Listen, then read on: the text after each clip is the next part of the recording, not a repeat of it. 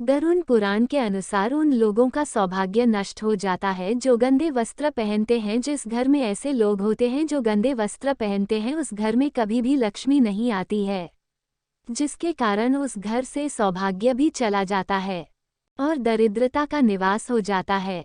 देखा गया है कि जो लोग धन और सभी सुख सुविधाओं से संपन्न हैं, लेकिन फिर भी वह लोग गंदे कपड़े पहनते हैं, उनका धन धीरे धीरे नष्ट हो जाता है।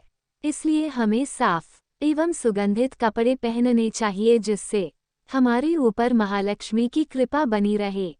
ज्ञान का संरक्षण अभ्यास से कितना ही कठिन से कठिन सवाल हो, ज्ञान हो, विद्या हो या याद रखने की कोई बात हो, वह अभ्यास से ही संरक्षित रखी जा सकती है।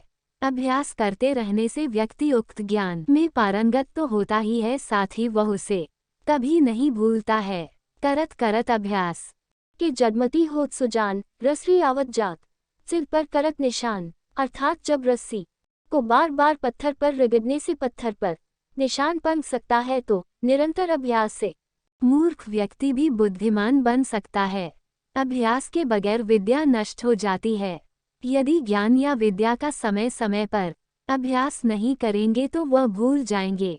गरुड़ पुराण के अनुसार माना जाता है कि जो भी हम पढ़े उसका हमें हमेशा एक बार अभ्यास करना चाहिए, जिससे कि वह ज्ञान हमारे मस्तिष्क में अच्छे से जम जाए।